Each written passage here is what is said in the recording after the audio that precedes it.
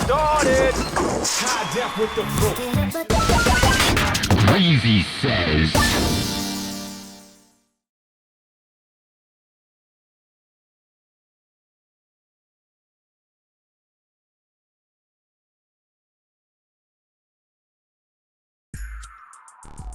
What up, what up, what up, what up, what up, what up, what up, what up?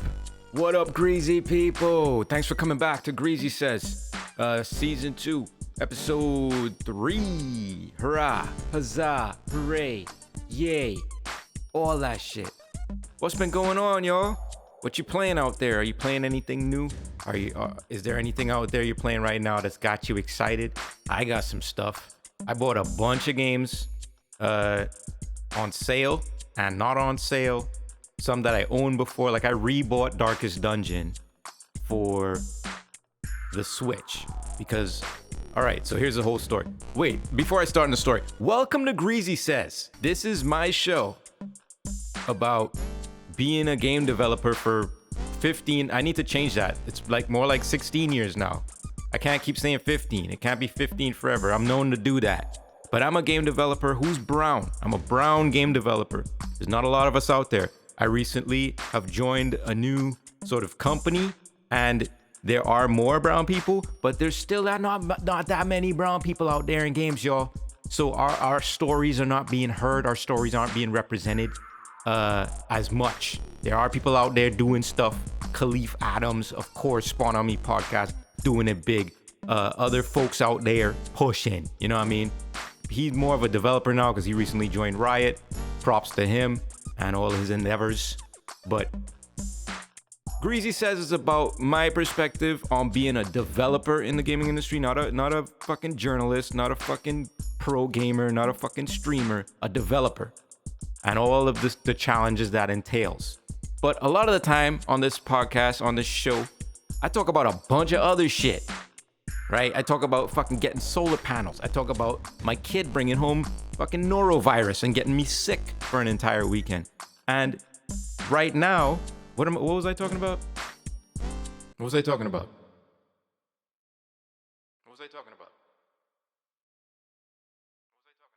I was saying I'm playing bought a bunch of games.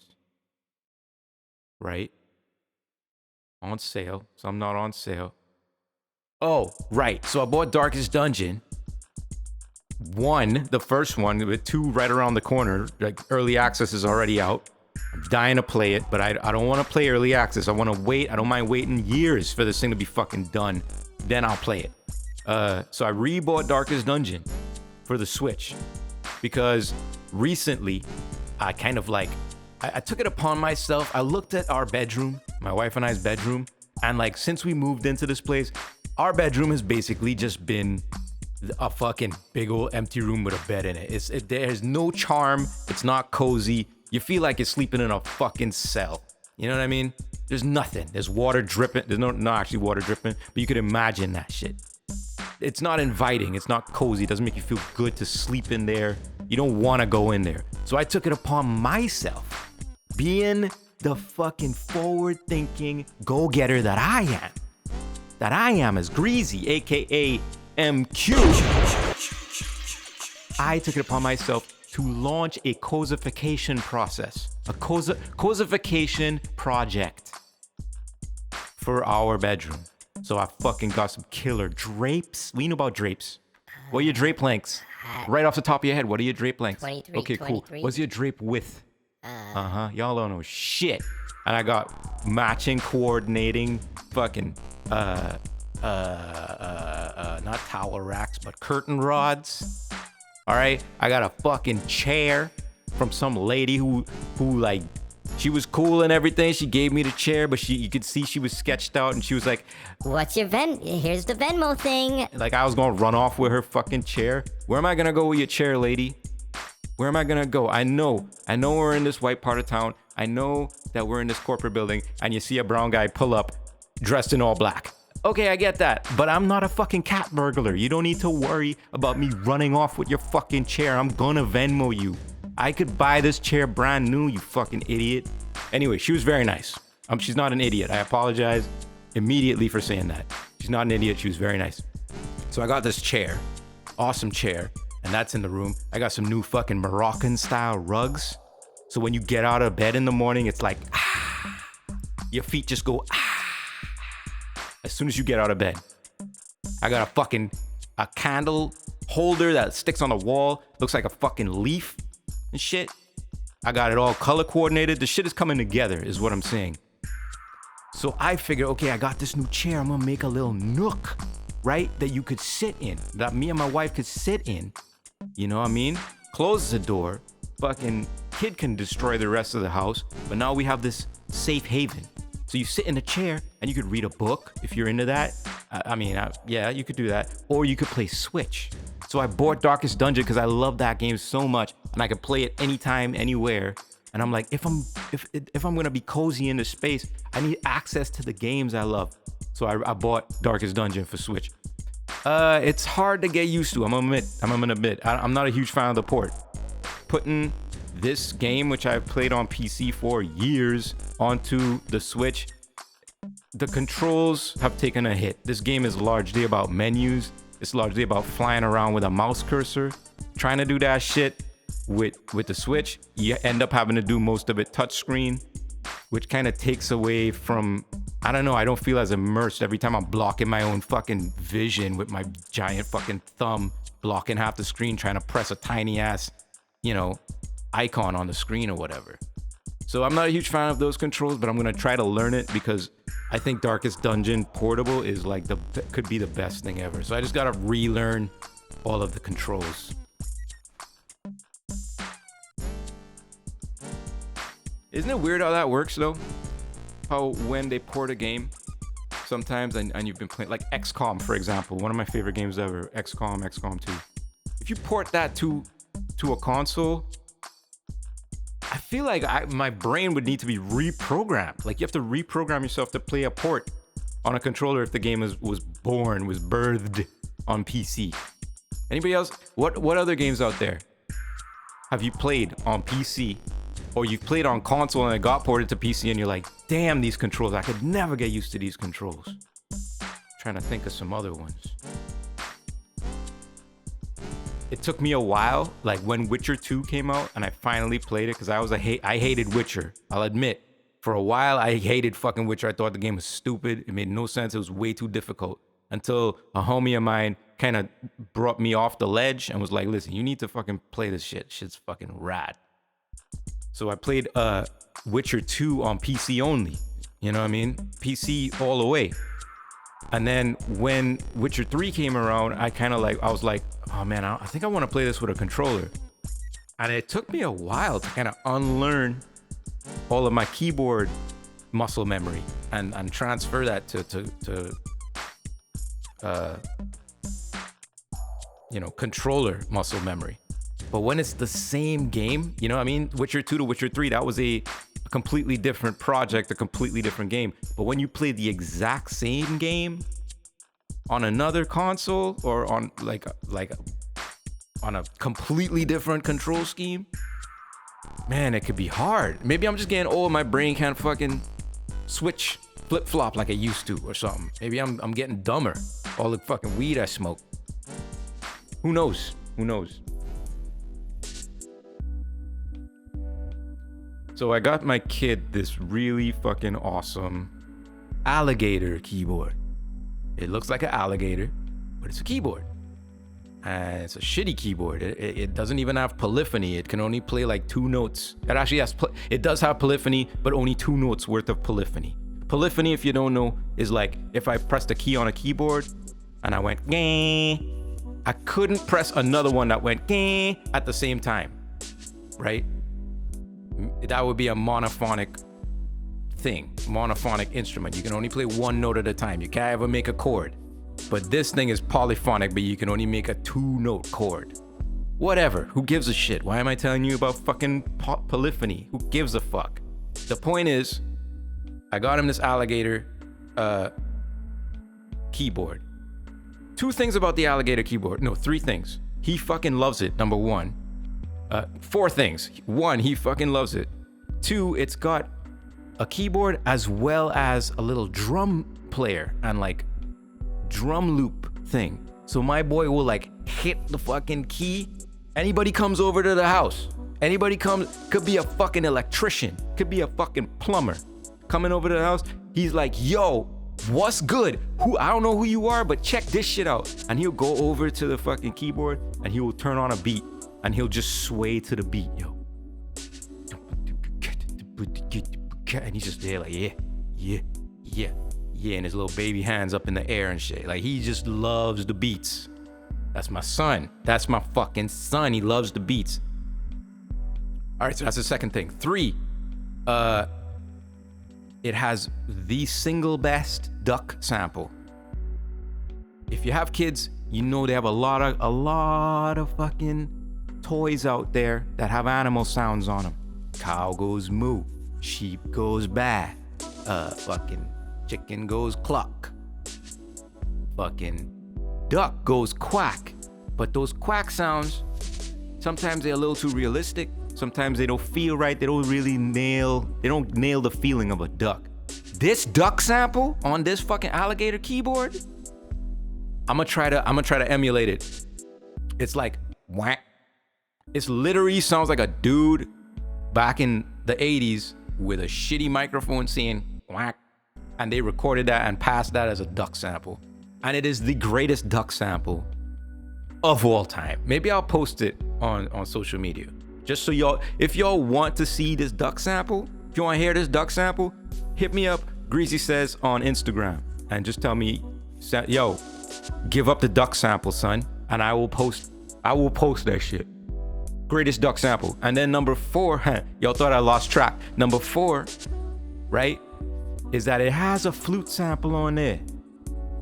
A flute sample on there that is damn close to the flute sample used in, I think it was Ocarina of Time. Remember the song? I don't know which place it was in, or what level it was in, or what part of the world it was in, but it would be like, you know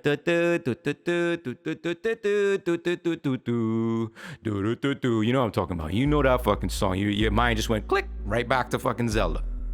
And I can play that shit on that alligator keyboard, and the shit sounds magnificent. It's almost like y'all didn't even need to do all that crazy production stuff at Nintendo. Just buy the alligator keyboard and use that for all your songs. All your songs made on the alligator keyboard. I'll loan it to you. I'll lend it to you, Nintendo. Y'all can rent it from me out. I mean, I'm gonna charge you. I'm gonna charge you, but you could rent it from me. You know, before y'all get bought by Disney, you might want to rent some alligator keyboards. I'm just saying. I'm here for you. I'm here to help you out. Okay. Today's key. Get it. Fill it up. Fill it up. Need more greasy in my cup. Get it. Fill it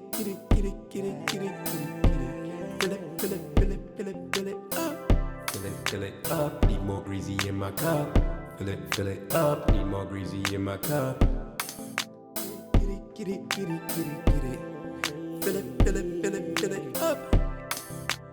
Need more greasy in my. Need more greasy in my cup. Get it. Fill it up. Fill it up. Need more greasy in my cup. Fill it up. Need more greasy in my cup. You know what? I'm just gonna stay out of this one. Well, you may notice that my voice sounds a little bit different, a little bit nasally. Yeah, in between what I just fucking recorded, all that shit before, and now I got sick again from my kid. These kids are unbelievable. His immune system better be fucking future-proof after this shit. Anyway, Elden Ring came out. Fuck Elden Ring. Okay? Fuck Elden Ring. Fuck Bloodborne. Fuck Dark Souls. Fuck all those games. I haven't even played Elden Ring, and I could tell you the shit sucks. You want to know why I know the shit sucks? Because, 1, I've played Dark Souls 3, which is the easiest Dark Souls, apparently. And I played Armored Core 2 back on fucking PlayStation 2. That is... And I played Demon Souls 2 for like 5 minutes before I threw that shit the fuck out the window. I don't like From Software games. They have become very beautiful. They've become, I shouldn't say From Software games because I don't know if they make other shit too. So I don't want to just shit on their whole catalog. But like basically the Dark Souls of From Software, those kind of games that they make, I don't fuck with none of those games. I fucked with Demon Souls way back in the day. A homie of mine lent it to me, and I gave him that shit right back. And and then I stopped being his friend. That's how bad it is. Okay, we are no longer friends because he let me play that. He endangered me personally. He didn't care about my well-being by giving me that sack of shit. All right, controls that don't even fucking work. And Armored Core 2 back in the day, I was gassed up. I mean, it's PlayStation 2 days. I'm a kid. In retrospect, I'm a child. So I don't know what the fuck I'm doing. I see a bunch of mechs on the front of a game cover. Of course I'm a cop that. I'm obsessed with Japanese shit. Of course I'm a cop some shit with 2 mechs on the cover. The shit's called Armored Core 2.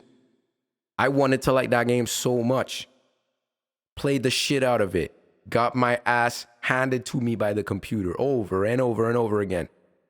Because the controls were basically impervious to even reflex action. And that's what pisses me off. That's why I know Elden Ring. I don't even know. I know that shit fucking sucks. All of y'all like it because you're supposed to like it. You've been programmed to fucking like it. You fucking dopes. The game barely has gameplay. Dog. And I'm not trying to talk shit. I should not even say gameplay. I should say the control scheme for that game and what makes that game quote unquote fun and unique is not its controls. And it's about memorization. That's all the Dark Souls games, the Bloodborne games, the fucking Elden Ring games, all those games, it's just about memorization. Okay? I'm not hating on a game that requires memorizations. A lot of great games require that. Even ones I've worked on personally require a fuck ton of memorization to excel. But don't fucking come at me in no fucking comment and on no fucking review or nothing like that telling me that Elden Ring and the Dark Souls games is about fucking gameplay. Don't even fucking lie to me like that, you fucking jerk. It's not about gameplay. It's about this motherfucker move like this, so I press this button. Oh, he gonna do that again. I press this button 3 times in a row. Oh, I died. Okay, what was the pattern? Left, right, fucking up, down, BA, select, start. Is a fucking code. It's not even, it requires no finesse. It doesn't, you're not thinking on your feet. It's not about reflex. I guess it is kind of like about reflex, but it's memory reflex. I'm not gonna go back on what I said. Fuck that. That game, Elden Ring fucking sucks. Ollie Ollie is way fucking better. Ollie Ollie has more gameplay in one stick, in the left stick alone, than the entire fucking rack of Dark Souls, Demon Souls, Bloodborne, Elden Ring games. Period. Go fuck yourself. I don't give a fuck. Come at me. I don't give a fuck. At me in every fucking comment. I will tell you again and again. You could tell me all kind of shit. You could insult my moms. You could tell me my breath stinks. You could tell me I shouldn't be wearing them jeans. They're way too tight for an old fuck. Like, you go at it. Go crazy. I don't give a fuck. I'm not going to change my mind. Those games blow. They blow. And you all like them now because you have been programmed to like them. The media has programmed you to fucking like them. No one has fun playing those fucking games. Who has fun? It's a stress fest. It's a fucking stress fest. Y'all got me heated up. I'm gonna fuck my own voice up. I mean, it's not your fault. Y'all didn't tell me to talk about. I chose to talk about this shit. This is obviously personal. Someone's in their feelings. And I know all of y'all out there love the graphics, right? From Software they have been very intelligent about how they put this series through its paces, these types of games through their paces. They have a single type of gameplay. It's all pattern based, it's all memory based. That's our thing. We're gonna do that 90 million times, but each time we up the graphics. We up the graphics, more graphics, put in more graphics. So now we have Elden Ring, which is a beautiful, fucking magnificent piece of dark art, a beautiful piece of gothic art, or whatever the fuck. I might have my shit wrong. Whatever the fuck type of art it is. It's beautiful. It's a beautiful game. Demon Souls was a pile of fucking dirty laundry. That shit looked like, what?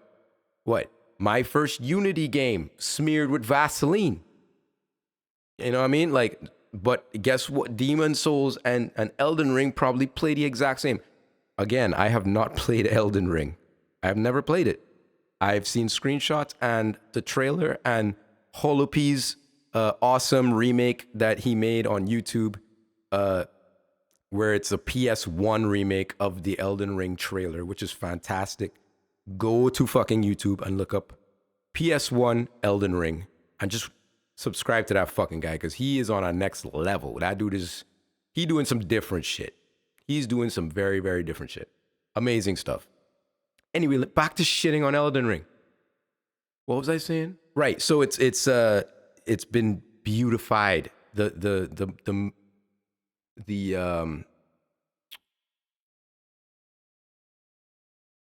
recipe has been refined, but it's still a fucking potato salad. Yeah, the potato salad looks amazing. It has all kinds of accoutrement. It has sprinkles of this, a dash of this. It has a virgin's blood sample. It has the cure for fucking COVID in it. But it's still potato salad. Don't fucking come to the cookout and tell me that's not potato salad. Yeah, it have all this shit sprinkled in it, but it's still potato salad. I'm gonna eat it, and if I eat too much, I'm not gonna have room for the chicken and the fucking steaks and shit, and the hot dogs and the burgers and the ribs and shit. It's fucking potato salad. Elden Ring is potato salad. Get the fuck out of here. Maybe that's why y'all like it so much, because it got all that mayonnaise in it. And y'all like mayonnaise, right? Why does anyone like that game? I've not played it, but it fucking sucks. I played Dark Souls 3, and I went through the sort of transformation that you go through when you play From Software, these types of From Software games. You play, you're like, whoa, this world is dope.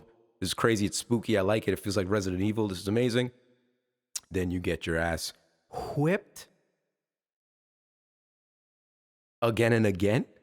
And you say to yourself, oh, because of media, I understand that this game is difficult. I am going to accept that difficulty. And you trudge on.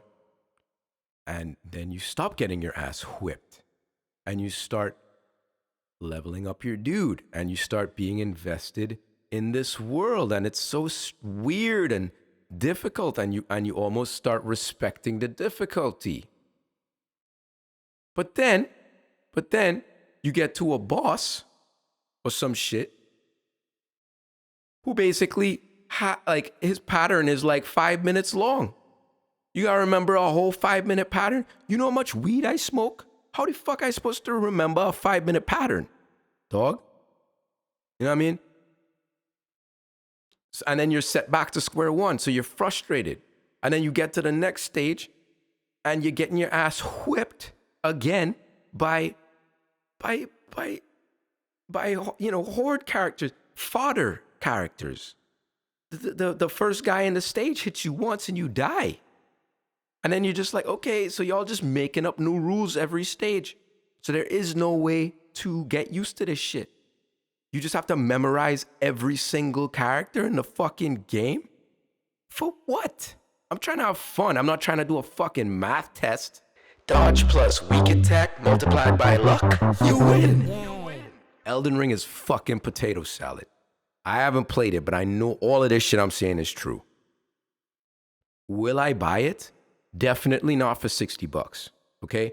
I have said time and time again, I refuse to buy games that are $60. I feel that is price gouging, and publishers know what they're doing, and I refuse to buy $60 games, even though I bought I bought that on sale, even though I bought Dying Light 2 for $60 and I haven't played it yet. Even though I bought Cyberpunk 2077 bugs for $60 and kind of enjoyed it. It's a hard 7. But I refuse to buy a game for $60, especially not fucking Elden Ring.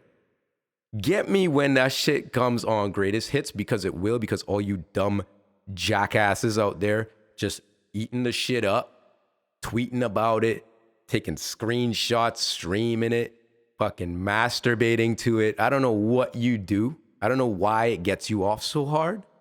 But when all of y'all buy it and the shit can be $20, maybe, a fucking sliver of a maybe, I'll buy it and play it.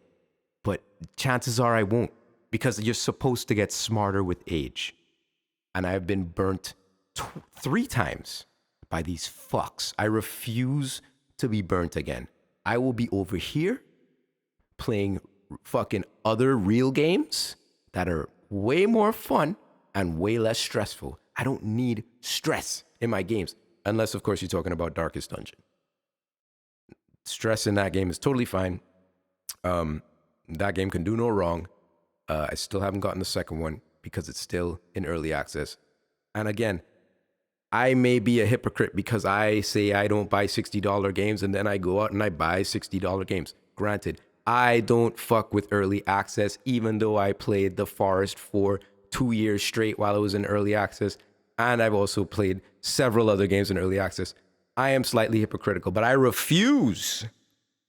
adamantly refuse in this moment right now to buy Darkest Dungeon before it leaves early access. And I refuse to pay $60 for Elden Ring, because I will not buy it until I eventually do, because I forgot I did this rant. Okay, I'm good. Good luck getting canceled.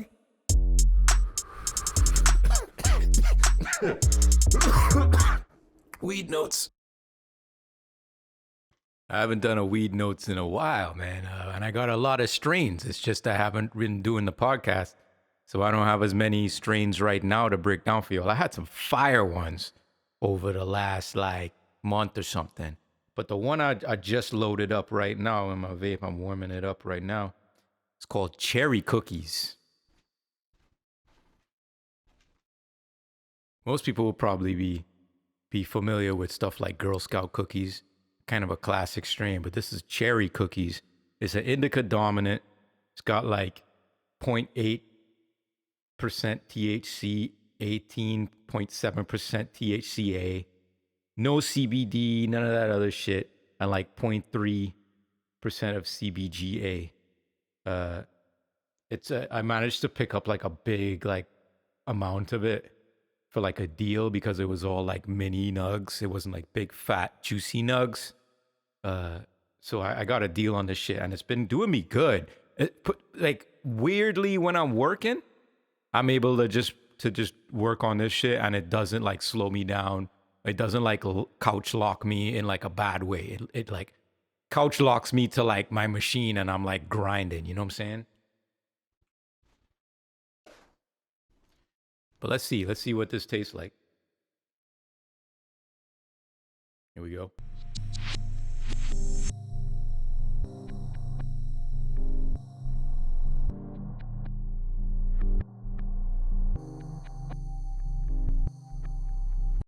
Yeah, that was a big draw. I did a big draw right there.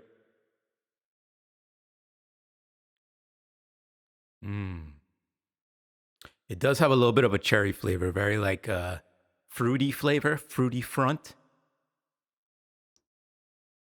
It's terpy, but it's not it doesn't completely wake up all your nasal passages and kind of attack your sinuses like those high terpy ones do. It's very mellow. It's very like relaxed in its punch.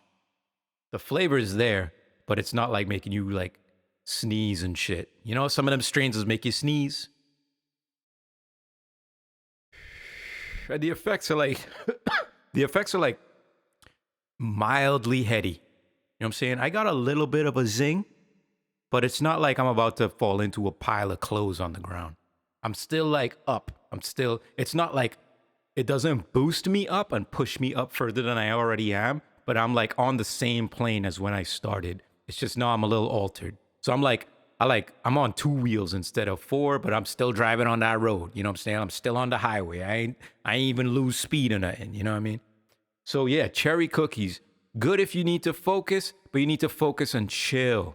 So like you're beating your head against a problem. Maybe you're working on a game and you're trying to, like I've been doing recently, trying to hook up a blueprint or do some kind of crazy logic and you can't figure it out. You take one of these and you'll be able to just glide through that frustration. Cherry cookies. It's got the seal of approval for me for work weed. All right. What you play, what you play, what you play, what you playing, what are you playing? What you playing? As I mentioned with my great fucking bedroom cosification project and playing the Switch, the other game I got for the Switch recently is Ollie Ollie World. I did not see that one coming. I think there was an original Ollie Ollie. I might be wrong about that. But this shit is mad different. It's like 2D Tony Hawk, man. It's like 2D Tony Hawk 1, Pro Skater. You know what I'm saying? When it was just like absolute unadulterated fun. Ollie Ollie, it has such a simple mechanic, but it expands that mechanic so many ways. I haven't even seen all the ways you can do stuff. Basically, all you do is you flick the stick in a direction to do a trick. You hold one way and you flick it the other way. And no matter what, your dude stoops down and pops off. But like, every direction is available to you. So you have a multitude of moves. And then they start throwing in Hadouken motions and Yoga Flame motions. And I'm like, what? This shit is expansive. And then they start adding grinds and manuals and like wall rides and yo, this game is fantastic. Fantastic gameplay. Extremely addictive. Every time you bail, you're just like, let's do it again. Let's do it again. Let's do it again. Let's do it again. The characters in it, the art style, the art direction of Ollie Ollie is amazing. It's I would say it's inspired heavily by like stuff like Adventure Time and Regular Show. These kind of absurd, surreal characters, but incredibly cute and capable of a wide range of expression and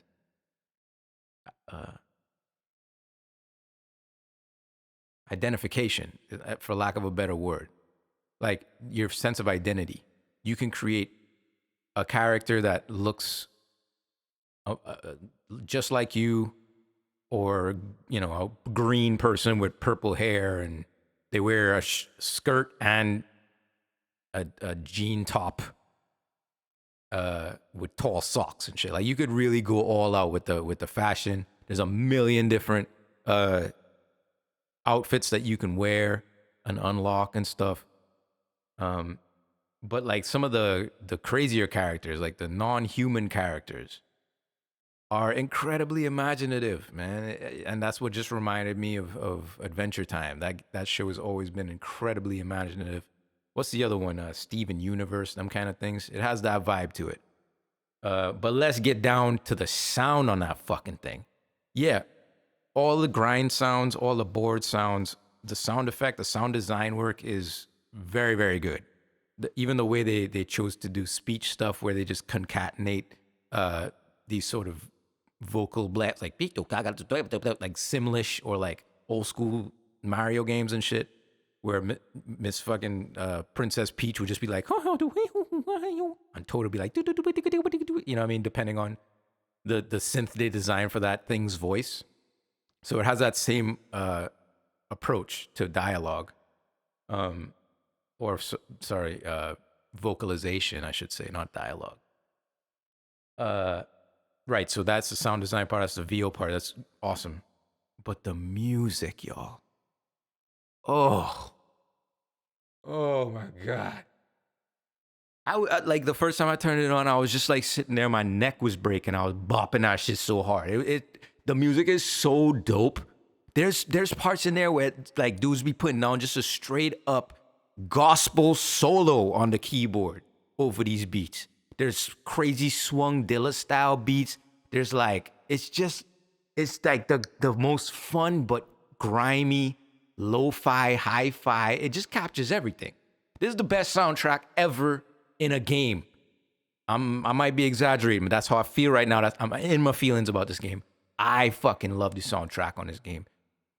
I want to follow every single producer, every single composer that made a track for that game.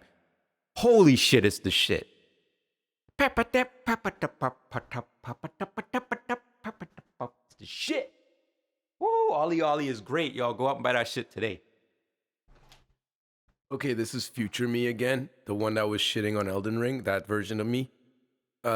Still think Ollie Ollie is the best. And I just recently got to a point where I started using grabs. I didn't even know there were grabs, and I knew about tricks. I knew about advanced tricks. I knew about even special tricks where you got to do a fucking Zangief 360 pile driver on your left stick. You got to be so nimble on this fucking game. And then they added grabs. They used the right stick out of nowhere. Gonna do grabs now. Then I learned to my fucking shock and awe that the L and R buttons are also to rotate. So boom, now you've added the ability to do 180 to 360 to 520 to 7 to however many spins. On top of the tricks you're doing with the left stick and the right stick. This is Tony Hawk all over again, y'all. I can't recommend this fucking game enough. My voice is going, so I need to get the fuck out of here. But this might be one of the games of the year for me. And it just started, so there's plenty of time for it to get dethroned. But god damn it, when you need a quick thing to play, it's the best. And it sure as fuck is better than Elden Ring. Which I haven't played, by the way.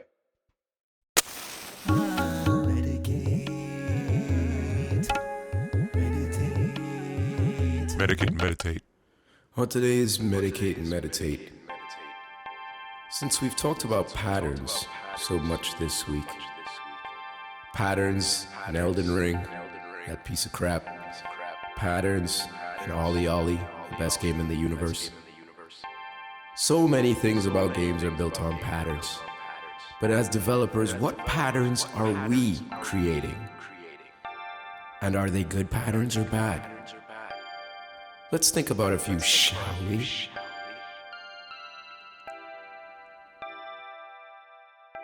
How many times have you told yourself, I should really get up and stretch my legs, or I should really take a walk outside?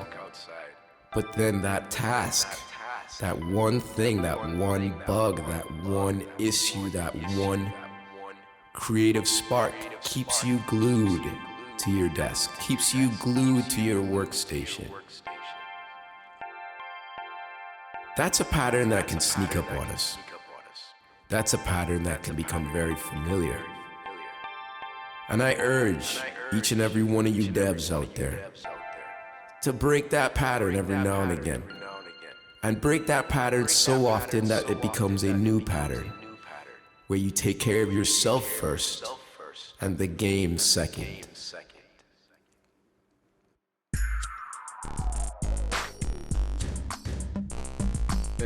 Shaka, shaka, shaka, shaka, shaka, shaka, ah.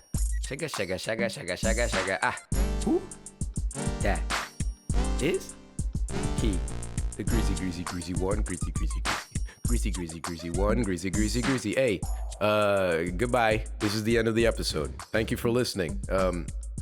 I would love to hear what you think of Elden Ring. I am so fucking kidding when I say that. I don't give a fuck how you feel about Elden Ring. I could care less. Thanks for listening, y'all. Thanks for taking the air beating. If you're a fan of Elden Ring, I apologize if I hurt your feelings. I applaud you and I told a friend this the other day, your weird masochist lifestyle. Enjoy. This is the land of the free. The world apparently should be free, but some of it isn't. I'm not even gonna fucking get into that noise. But you know, to each their own.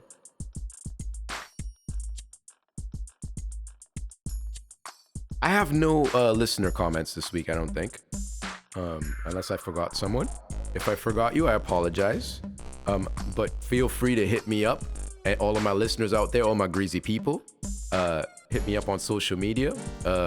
TikTok, Instagram, Facebook under the name Greasy Says. That's GREASYSAYS.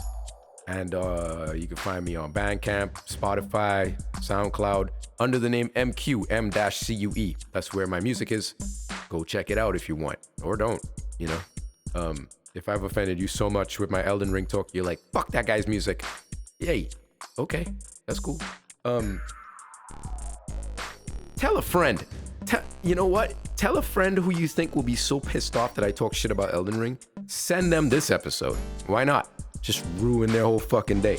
And make sure that they really like blindly love Elden Ring. Like, you know, like they would have a meltdown listening to it. Send this episode to them, okay? And then just cut them out of your life. Simple. You're welcome. Greasy people, thank you for coming out. Remember, like, subscribe, comment, give me feedback. Tell me to go fuck myself for real this time. And until next time, it's a me, Greasy. And that was a horrible impersonation of I don't even know what culture. Layers!